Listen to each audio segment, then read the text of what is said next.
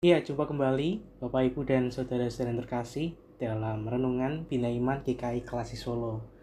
Mari sebelum kita bersama-sama untuk merenungkan firman Tuhan, mari kita bersatu di dalam doa. Kami bersyukur Bapa untuk setiap bentuk berkat dan penyertaan-Mu bagi kami hari lepas hari. Dan juga kami bersyukur atas waktu pada hari ini kembali kami merenungkan firman-Mu. Bukakan hati dan pikiran kami ketika kami membaca setiap kata yang ada dalam Alkitab, sehingga apa yang kami baca, apa yang kami dengar, dan apa yang kami renungkan dapat kami lakukan dalam kehidupan kami sehari-hari. Hanya di dalam nama-Mu Tuhan Yesus Kristus kami berdoa dan memohon. Amin.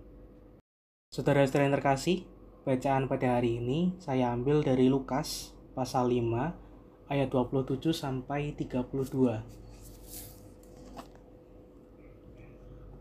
Lukas pasal 5 ayat 27 sampai 32.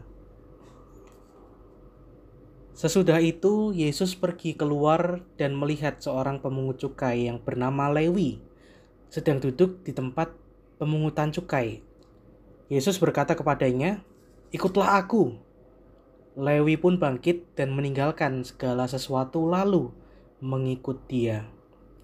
Kemudian Lewi mengadakan suatu perjamuan besar untuk dia di rumahnya. Sejumlah besar pemungut cukai dan orang-orang lain turut makan bersama mereka. Orang-orang Farisi dan ahli-ahli Taurat mereka bersungut-sungut kepada murid-murid Yesus, katanya, "Mengapa kamu makan dan minum bersama pemungut cukai dan orang berdosa?"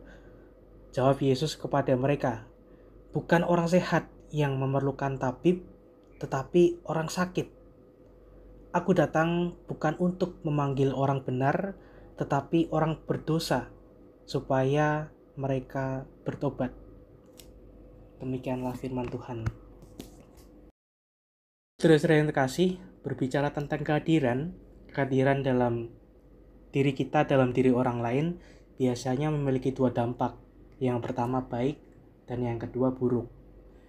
Misalnya, ketika teman kita sedang bersedih karena ia menyesal atas kesalahan yang sudah dilakukannya, dan ia sedih atas perilakunya. Kalau kita hadir sebagai penghakim, kita menghakimi, lalu kita menyalahkan teman kita, maka pada saat itu kita bukan hadir sebagai orang yang tepat. Ketika kita terus menghakimi kesalahan teman kita. Tetapi kalau kita hadir untuk memberikan empati dalam diri teman kita, lalu kita juga memberikan solusi atas apa yang sudah ia alami, maka pada saat itu kita sudah hadir sebagai orang yang tepat.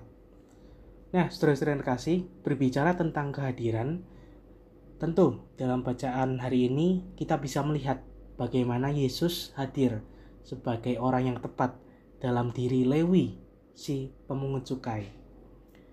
Seperti yang kita tahu, pekerjaan pemungut cukai merupakan pekerjaan yang berdosa, karena mereka merampas, karena mereka menindas, merebut hak milik orang lain.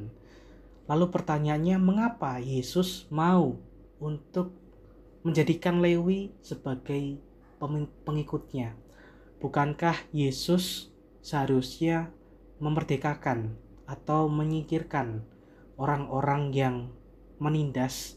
Bukankah Yesus seharusnya tidak suka terhadap orang-orang yang merebut, merampas hak milik orang lain?